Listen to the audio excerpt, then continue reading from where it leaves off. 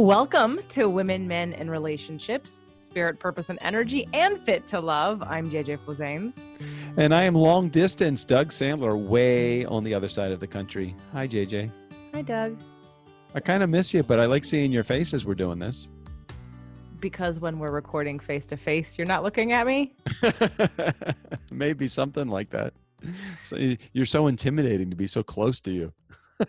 Really? That's very interesting to say about your partner, that I'm intimidating when you're close to me. So is this relationship going to be better long distance than it is when we're face-to-face? It's not about our relationship. This is about our compatibility as podcast co-hosts. Oh, okay. Your smartness is just, it just oozes smartness. You know what Frank said to me yesterday? Something about my confidence. I can't remember. I did record it. I need to go back and watch it because it was a confirmation for me of what I do or how I'm different now than I used to be about comparing myself to others. Well, don't you remember when I first met you? What was the reason why I said that that I didn't think that we would potentially be friends? Not because I didn't think that you were a nice person. What did I say? You were intimidated. Yeah, I was ultra intimidated by you. Why? Do you remember?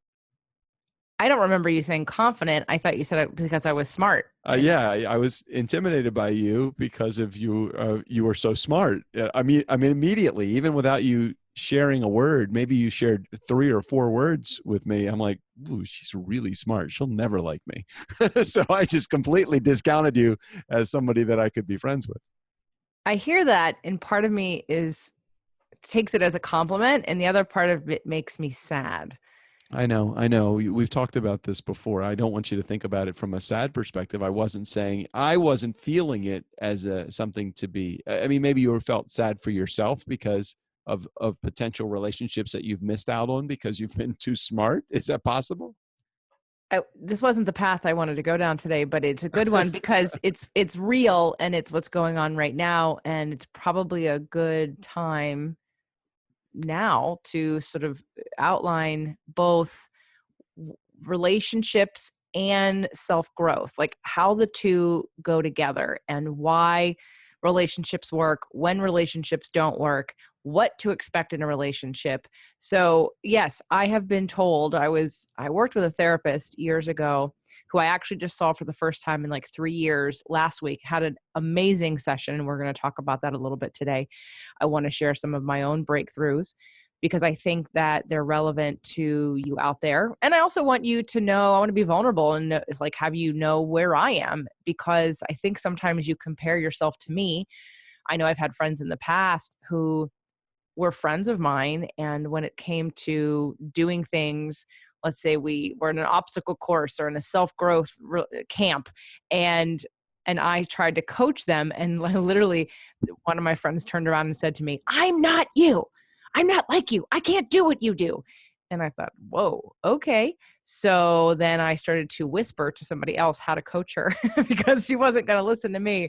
It worked, but I got it, and this piggybacks on the hater show, right? Because I knew that just me and what that means to whomever, the interpretation you have, the opinions that you have, is going to color how you hear what I say and what it means.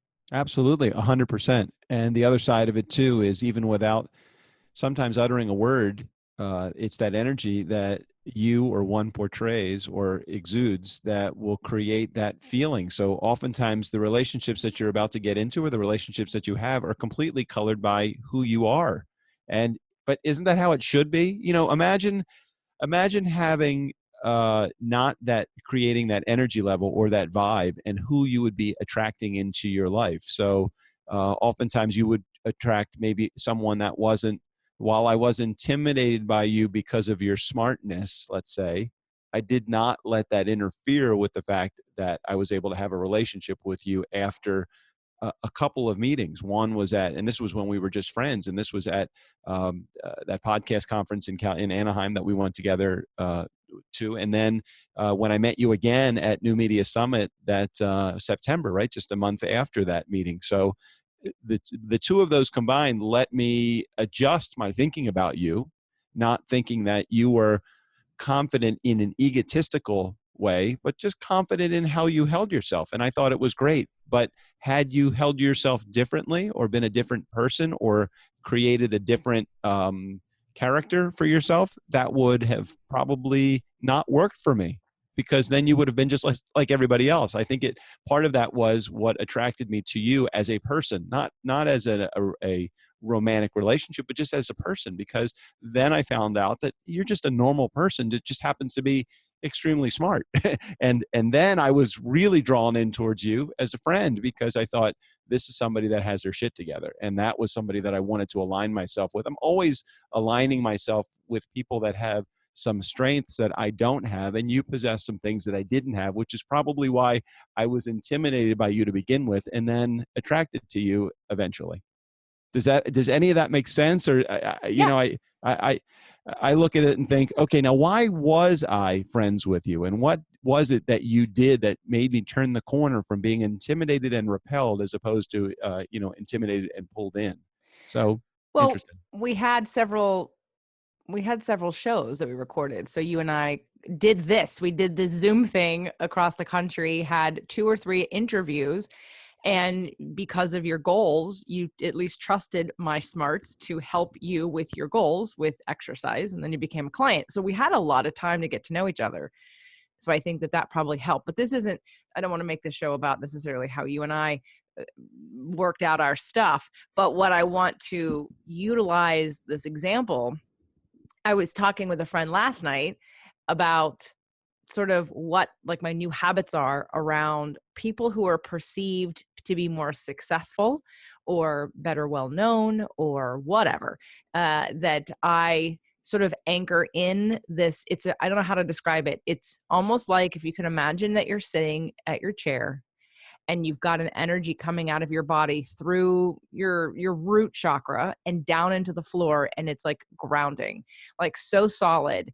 And that's what I anchor down for some reason when I'm around, and it's an anchoring of, I don't care. I don't care how much money you make. I don't care how many best-selling books on whatever platform you have. I don't care. Like, that's not going to be how I determine who you are to me and if we can have a relationship.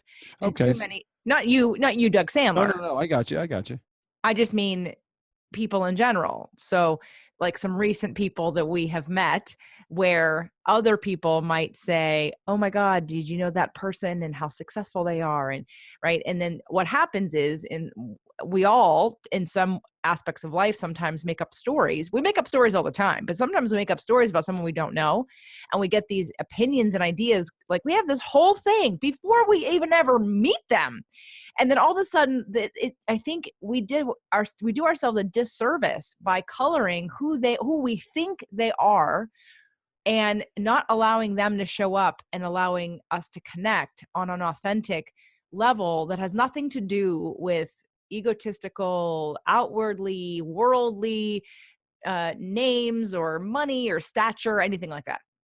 Okay, so as I am true to do with all of my Nice Guys on Business episodes, and anytime that we talk, I want to really connect this with the people that are listening to this. So, although that's how we are, tell me how people are in general. What do people do when it comes to relationships? So, how is this affecting? And can you take what you've said and pull this into an application into? Absolutely. Okay, great. I'm gonna pull this into my own relationships. And I want to use that as a teaching tool today, because I think that we get wrapped up in our stories about what's going on for other people, and the reason why we do it. So for me, this whole show, not Women, Men, and Relationships, but Fit to Love, me podcasting, all the information, all the different days of the week and the different kinds of information, was created for me to gently, in non-intrusive ways, teach those I loved about some of their wounds or some of the things that stop them in life. And this could be anywhere from my family to close friends, but I was bringing on other experts or using the platform to educate others. Now, I was going to say, so when communicating with them directly doesn't work, just yell louder at others. I guess that's where I was going. No. I'm wanting to connect that I'm wanting to connect that when we take action. So if you just hear me say that, what that probably sounds like is JJ knows better. JJ thinks she knows better, so she's going to teach her friends and family how to be better. And while that is one story you could tell, and that is a story that people have told and decided to stick with and decided that that's who I am, therefore they don't like me because they think I'm just an egotistical bitch. So, okay, so that's one story. Now, the other story is there's actually could be many stories, but let's take my point of view. My point of view is I see people suffer. I see people with depression, with anxiety, with addiction, with chronic pain in their body, with frustration on how to find happiness. You know, I saw a post today that said something about finding happiness, or I read something about finding happiness. Guys, you don't find happiness, you allow it. It exists all the time, and it isn't dependent on another person. And it Totally at isn't a different frequency, just at a different frequency where than you are in, and exists at the same. It's just at a different plane. That's it. There's these negative energy fields that are happening all the time. There's these moderate energy fields happening all the time. There are these elated energy fields that happen all the time. You just have to align yourself with the one that you choose to. Why can't you fucking get that? well, why? Why? Because of the story. The story that we're Right, telling right, ourselves right. keeps us in the frequency. So let's take the story of that JJ must know more than the rest of us, and she thinks she does. So she's a bitch. She doesn't care. She thinks she's better than us. That is one story. If you choose to, and please understand that your beliefs are a choice. If you choose to believe that story, there's no room for love, for compassion, for growth, for analysis or connection, because you've made a decision about somebody and you've told a story that creates disconnection.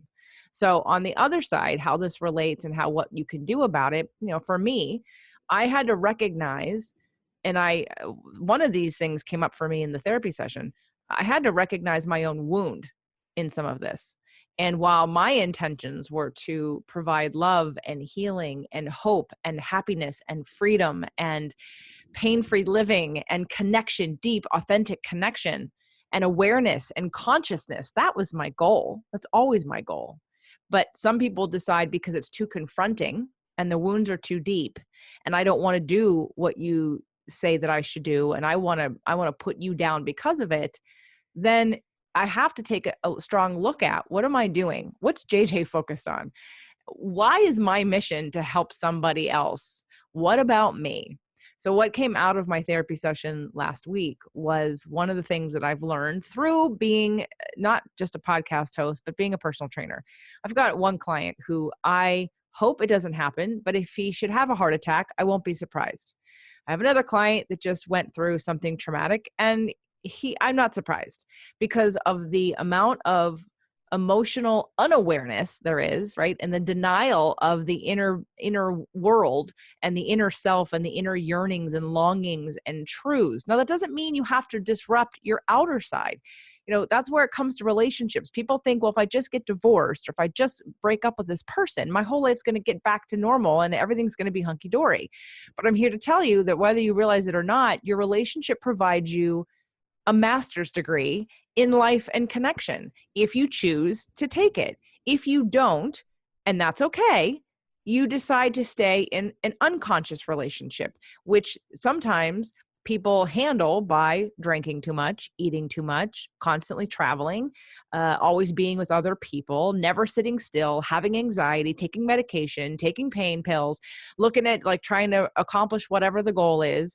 And we're never sitting still long enough to recognize that we're trying to run away from our pain. Okay, so what happens in the case, and we've talked about this a number of times on women, men, and relationships. What happens in the case where you're willing to work at it, but your partner isn't? And when you run into that situation, I know there's many people in our community because I've had personal experience communicating one-on-one with these people, especially at your events and your retreats. What happens when you're willing to do the work, and you have a partner that isn't? Well, I'm going to go back to what I believed and still believe to a very large degree is that you use your relationship as a mirror for you. And what I probably didn't get until recently is that I was also, besides the fact that I was in one way being very nurturing and trying to help out of love, out of out of if you're better, then we're better. And if you don't have pain and anxiety and this and that and whatever, then we can connect on a deeper level. So ultimately, I get served because I get what I want, which is a better relationship. But all the while, what am I really doing? I'm also trying to prove through, and my behavior changed. You all know that when I did the Imago therapy exercise the first time, or maybe you do, I did the Imago, creating your Imago exercise 3 times. And the first time I did it, there was a question about, what do you do when you don't get what you want? What's your behavior? What are your habits? And it goes back to childhood, like with your mother, your father, or any other parent or sibling. And the pattern was super clear. And the minute I saw it, I stopped. But my pattern was to educate, to basically try to show you why I'm right, or why I believe that I'm right, or why my method would work and why it's the best thing to do. And when people aren't open to that, I talked about that last week on the Hater Show. Like, when you're giving unsolicited advice, like negative reviews on a podcast, like if you really think that's going to help, it's not. It's not, because you're not actually asking, hey, can I give you a bit of advice? You just want to vent. You're using that person as a punching bag. If you actually really care about contributing to somebody else's growth, you write them an email, or you make a phone call, or you say, hey, is it okay if I share something that I think would be beneficial for you? That's how you ask for permission. So in the way of how a lot of women, and I'm going to go after the women, but there are men too. I can remember a friend of mine who his role was rescuer. He loved picking up broken women who needed to be rescued, because then he felt like that's how they loved him. But what happened is they'd all leave him because he just helped them get from broken back to normal. And then they were never attracted to him. He did himself a huge disservice.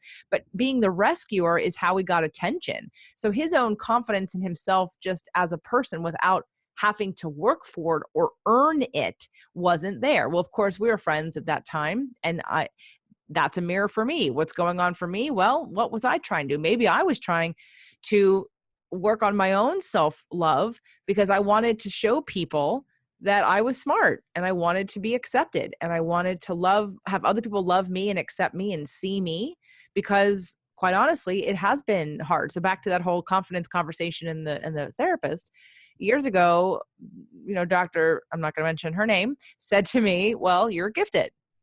And it was the first sort of positive comment that I'd had in a therapy session. And her mother had had created tests for ADD and ADHD and different brain tests. And she said, well, no wonder why you've had a hard time, because you're in like the top 1%. Like your brain doesn't function like everybody else's brain.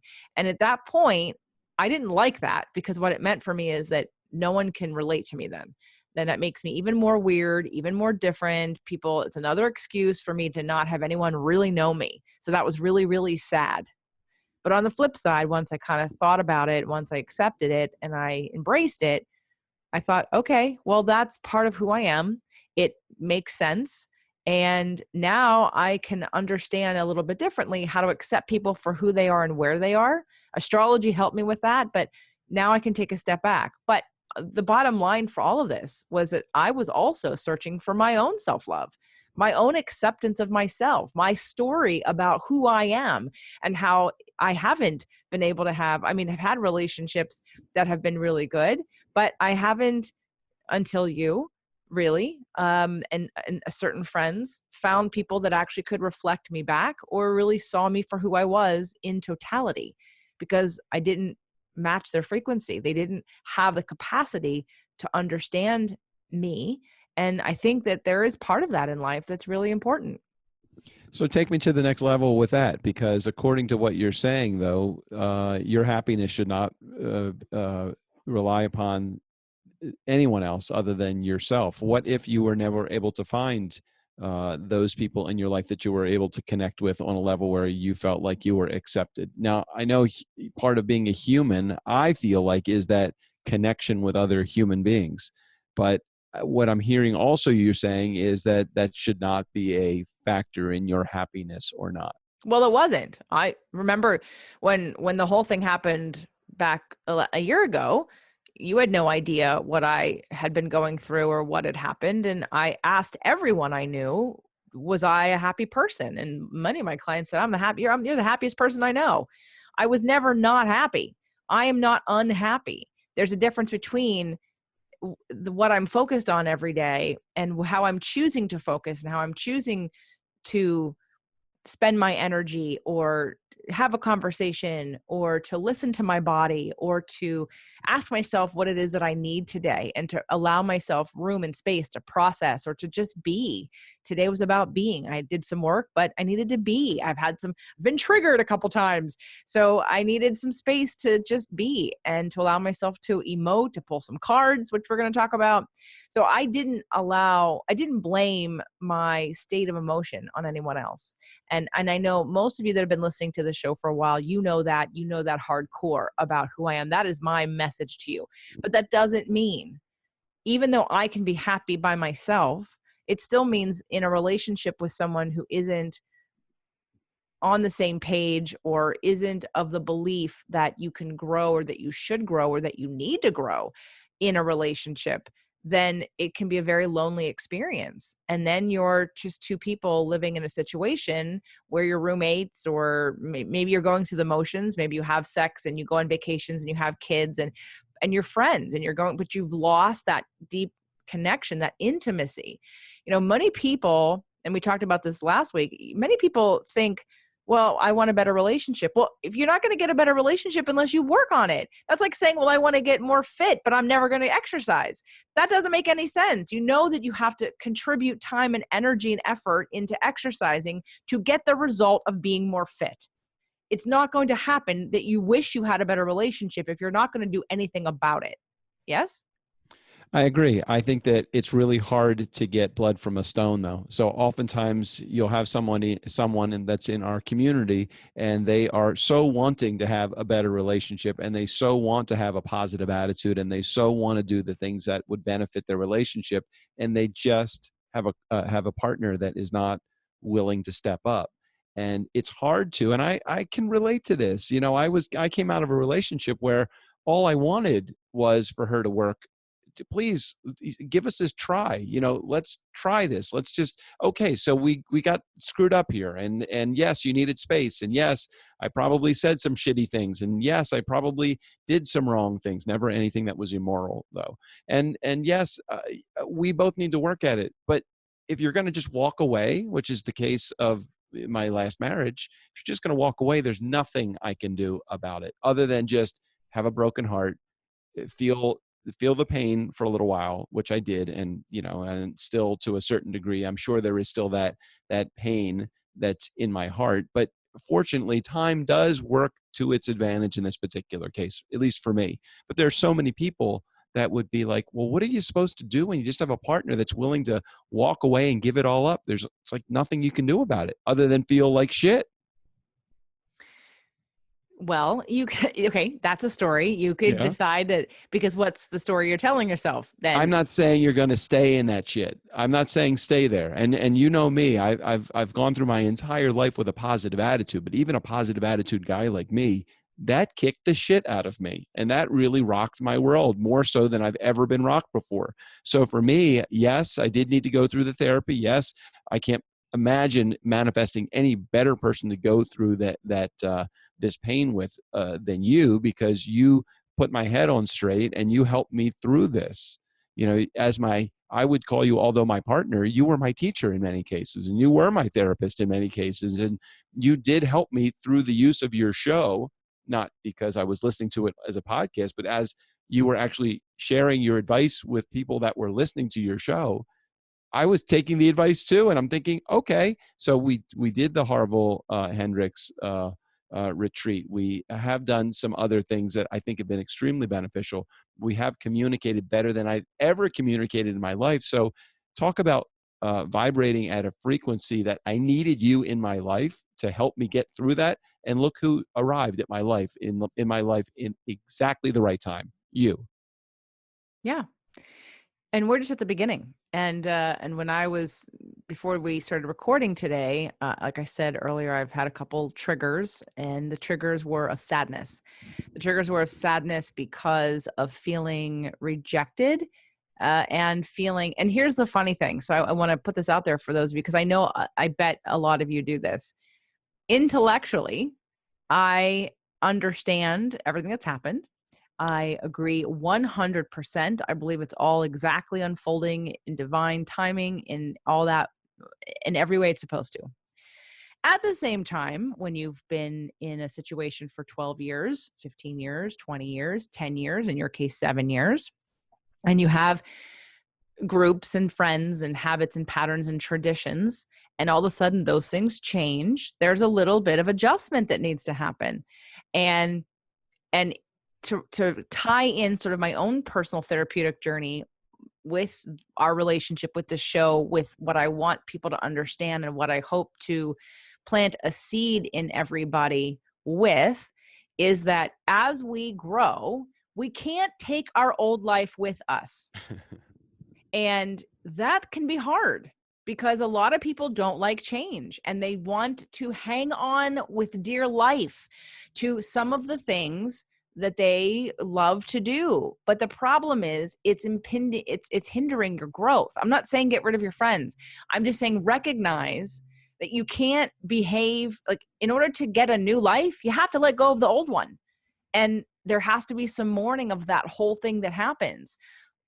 One of the other breakthroughs that I had in my therapy session was describing, since I haven't seen her in a couple of years, I did a double session. The first session was supposed to be EMDR, but we didn't do EMDR. And the second session was hypnosis. But there was a lot of information exchanged, and she actually said, I don't think you need EMDR. And then we did hypnosis. And then when we were done, she's like, I don't even think you need therapy. You're fine. You're good. Like, you've learned your lesson. Go away. You're good. And anyway, what happened is, and that's not true. I don't necessarily agree with that. I still think I still want to grow, but she wanted to confirm that you have deeply, deeply, deeply embedded these lessons. And now it's just the process of allowing yourself to feel the pain or whatever happens and continue moving on. And it's really obvious in terms of the growth because of the opportunities and the things that are changing in my life. So I was explaining the difference of how my life was energetically versus now. And I opened up my arms on the couch, like I said, like my wingspan. I opened up my arms in this big wingspan pose, and she said, freeze. And I started to cry, and I put my head back. And in that moment, it came to me so clearly. And a lot of women do this. Men do this too. So I'm not going to discount that.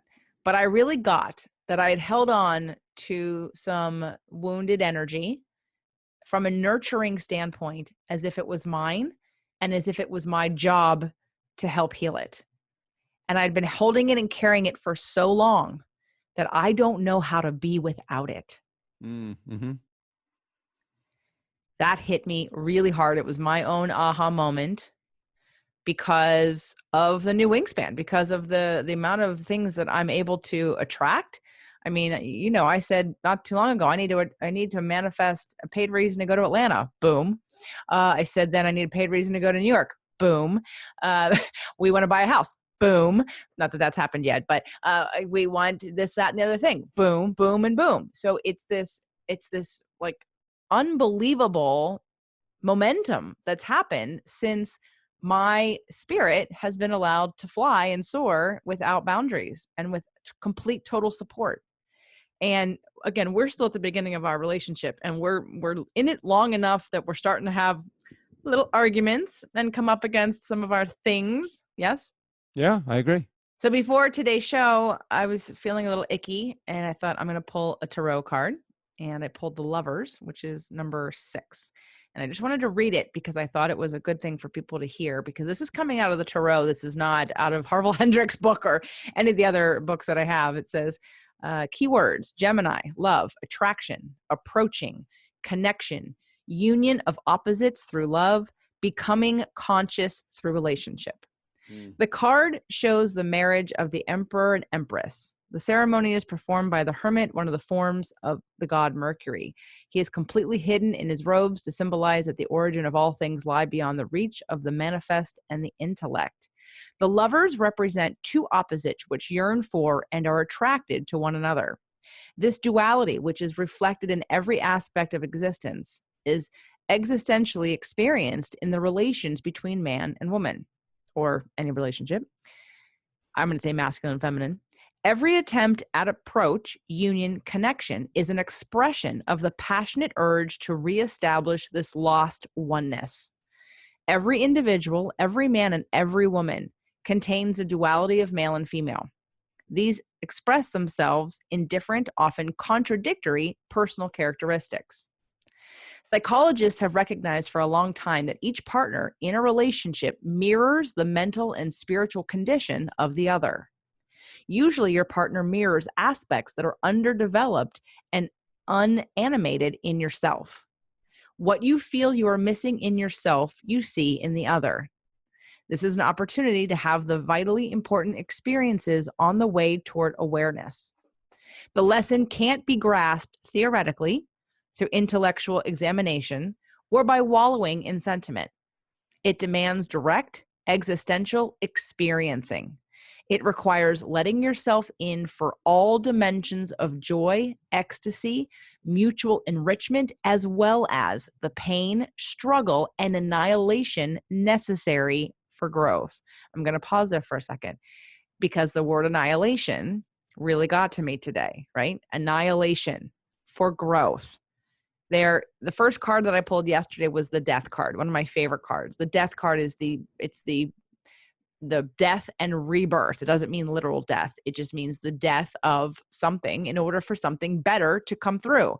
I saw a picture on Instagram today of a friend who was standing on a mountain where not too long ago it was charred. And now there are beautiful purple flowers everywhere because fire purifies. Annihilation resets.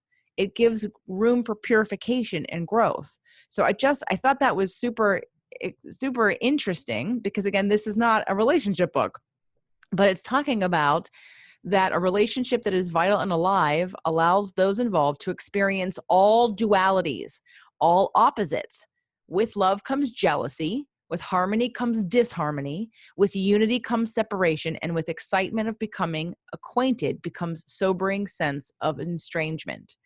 I'm going to stop there because, again, the point here is that I think that the most important thing for me, and the lesson that I will say that I've learned in my relationships, is that while I think there's a unconscious, sometimes I was pretty conscious asking for you, not you, Doug Sandler, but you in terms of what it is that I wanted out of a relationship. But there's a pretty unconscious attraction of you have the wounds, like the tarot was saying, that I see in you what I lack in myself, and that's why I'm so attracted to you. And then there's this assumption that we all have about marriage or relationships that it's just going to magically work out and we don't have to do anything about it, right? And then as Harville and Helen will say, that you attract your partners to heal the wounds of your past. And if you are unconscious about that, then you're going to repeat the patterns. It is guaranteed. You were just going to repeat the patterns of your childhood from your parents or past relationships. So now many of you that are listening to the show are not asleep because you're listening to the show. Whether you are experiencing any of this in your relationship or not, or doing anything about it, is a different story, but you're at least curious and understand that there's a yearning inside of you for something more, and you're just wondering how to get there. So one of the things I just wanted to share with everybody today, besides some of my own personal ahas in the last week, and again, this idea that, if you're in a relationship where you're telling yourself a story that keeps you disconnected, that's going to be the first place to start. One of the reasons why I held on as long as I did and had the hope is because, unfortunately, I kept telling myself, I'm smart enough to figure this out. This is fixable. It's all fixable. It's all fixable. I never took into consideration, what is your wound, JJ? What are you not willing to surrender to? I mean, I did eventually, but what are you not willing to surrender to accept? Because you're not the only person here. And you have to acknowledge that you're not in control. You are co-creating with another person. And I can't fix it by myself. And why am I trying? Really, I had one of the therapists ask me back then, why do you want to be in this relationship? And I said, because I really thought that I was supposed to be. I checked in with myself all the time. I was supposed to be. There were things I was meant to learn. And again, there were. It happened exactly the way that it was supposed to. But now, when you get out of the situation, I could take this into my family. When you've been disconnected, when you've been rejected, when you've been excommunicated, when you've had some kind of divorce, when you've broken up with a friend, when you no longer hang out with people because you've had a falling out, there's this strange energetic place that you feel like you want closure, and you feel like you want to involve them, but it's really not about them. It's about being able to trust your own self-growth and just allow the balance, allow the pain, allow the discomfort, and take a step back and have a different perspective with it, to know that you have to be able to grow and move away from that in order for you to, like, from a healthy place, not from a place of denial. Too many people, when they have someone hurt them, quote unquote, they get rid of them. And that is the first way. That is denial. That is denial of what's going on with you, that you just think, if I just eliminate them, it won't hurt anymore. But when you can come from a place of understanding that, what is that about for me? What is the mirror? That's the one question I want you all to ask yourself. When something triggers you, don't think it's about the other person. Ask, what is it about me? What is it within me that's going on for me that is creating this feeling? What is the story that I'm telling? And what is the belief I have about this that feels so bad? Because that's where you're going to get closure, not from saying, hey, you, I want to talk to you. Hey, you, I'm going to tell you how you hurt my feelings. Hey, you, I'm going to ask you to change your behavior so I feel better. Because that's not the frequency that you're on. There's something going on, and this person is a mirror for you. And today I had a really strong mirror of how divorce sucks. And not because I don't love you, Doug, as you know, but Oh yeah, I understand. divorce sucks because you spend all this time and energy and effort with people, and you have these ideas about your future, and these ideas about looking back 30 years, or that you only have one wedding. Pissed I am about the fact that that's done, like that whole thing, like the wedding, that it just so that pisses me off. I'm quite upset about that. And I know that sounds pretty silly, but it's because I had one of the most perfect weddings ever. And I had a dream, and I fulfilled my dream. And now I don't, there's, like, we're talking about buying a house. Okay. That's something very visual. I know what I want. I'm very specific. So that feels like, okay, great, cool. I have no goal for, like, there's nothing else. I did what I said I was going to do in my life. Now what? I don't have, and I know there'll be a new dream that will emerge at some point in time. But And especially, just so you know, I hear your words, and I am not. I don't take any of these words personally. I know you had that wedding, and I know I had a couple of those weddings.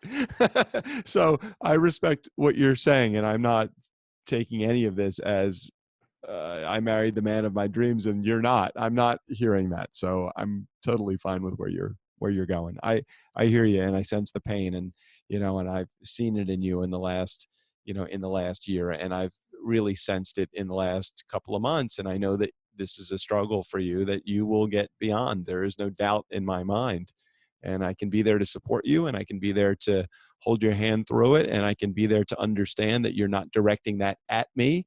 This is something that you need to go through, and I respect the fact that you're going through it, and we're on the same page. I get you, and I love you, and I love you for what you're doing and what you're going through. So, I know I don't need to say that in order for you to hear the words, and you can feel my feelings. And we say this all the time. Do you feel my love for you? And even through this stuff, which many people would have as, I think many people would put a mirror to this and say, I don't know that I could do that, for my partner. I don't know that I could hear about this ex-spouse to be and be able to deal with it. And I'm just, because I am where I am in my life, I'm with you. I hear you, and I support you, and I love that I'm able to be here for you and to go through this with you. thanks, honey. My lesson in this where my room to grow is what's about to happen, right? What's about to happen, what we've manifested. I manifested you, you manifested a connection, and we together manifested a new opportunity, which is going to be pretty life changing. Would you agree? Yes, I would agree. In pretty much every way, except relationship, because we got that down in, right? Yes. So I want you all to just think about what it is that you really want. I asked a client who I know is listening the other day, I asked them to, without thinking, without overthinking, I'm going to ask you a question. And it was, do you want to save your marriage? And you have to get clear. And I did. And I absolutely did. That was my number one goal. I had no doubt that I could do it. Mostly because I knew that there were tools. Like I understood, to me, it's intellectual. If I understand it all, then why wouldn't you use the tools that would help the situation? This is textbook. All these textbooks are talking about exactly what's going on right now. So can't you see this is a normal thing and it's fixable? To me, that is so logical. I don't understand when someone says, no, I don't. So when you are really honest with what it is that you want, and you say, I want change, I want growth, or I want love, or I want connection, or I want better sexual relationships, and then you go against yourself, that's where that's where struggle comes in, because now you have asked for something, you're not in alignment with it because there is something else attached to it. For me, I know what it is. It's that I have been, and here's the story, and I'm going to change the story, but for me, some of this growth, and it came with the ending of the relationship and with you, it's if I'm always so nurturing and caretaking and trying to help change, I'm not looking at me, right? I'm in denial about, well, what can I do for me? Now, the denial was, if I really was honest, then I would have probably said, well, it's time for me to move on a long time ago, because I have a lot more expanding to do and I can't do it here, and you're not interested. What's about to happen, what's about to change affects all kinds of things in our lives. For me, it does. It changes my business.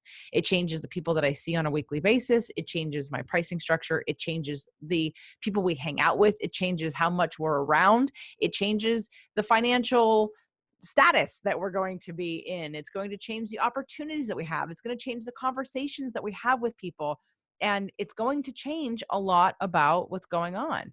And I don't think it has to change everything, but just by default, again, if we're moving into a new level of expansion, of course it's going to. We're in a whole new place. So it's a whole new experience. And again, you can't have a new life and take your old life with you.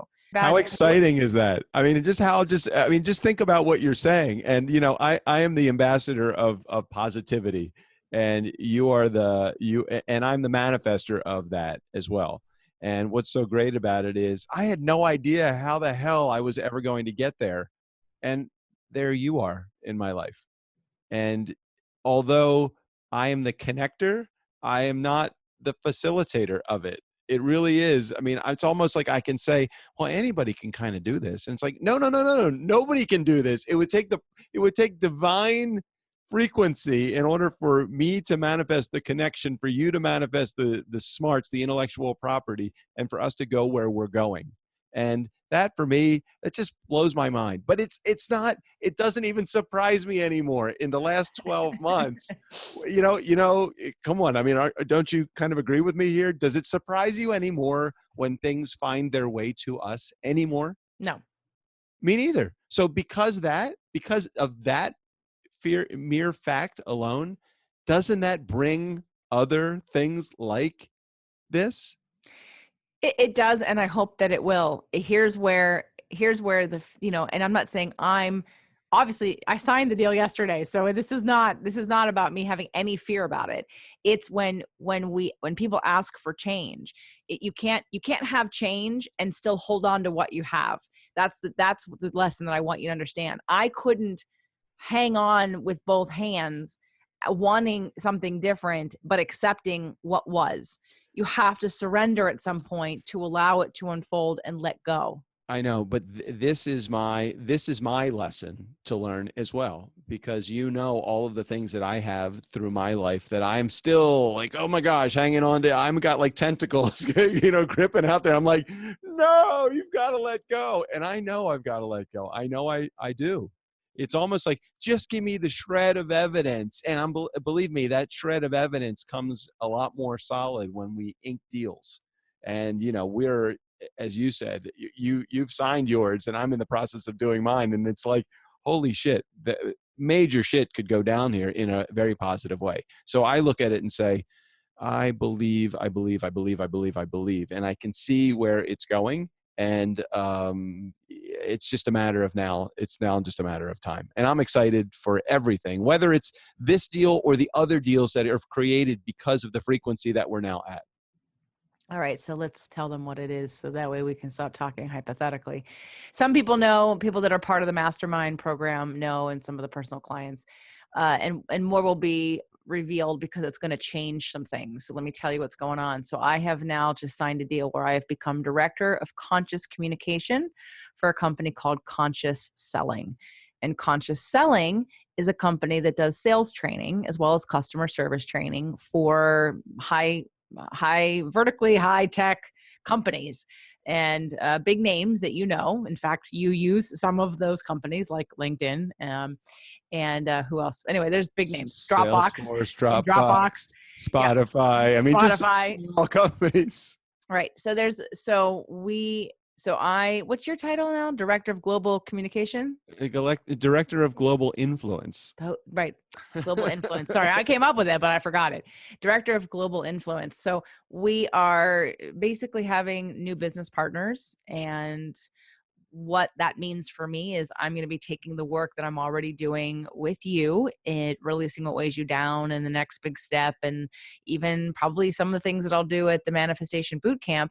And I'm taking my intellectual property into their clients for me, and we'll be creating a new track in corporate America, basically teaching the anatomy of emotion, nonviolent communication, and then from both the point of view of the employee, salesperson versus also the customer. So on top of that, because of me, the company thought that once I went in there and did that they'd also want me to do sales training. So Doug and I will be tag teaming some sales training and being groomed to maybe even replace their top trainer. And we're probably going to travel a little bit more, and we're going to be exposed to a lot of people. And they have 4 different companies. Their main company is called Conscious Selling. I'm not going to tell you about all of them, but then the next one that I'm going to tell you, you guys might be interested in.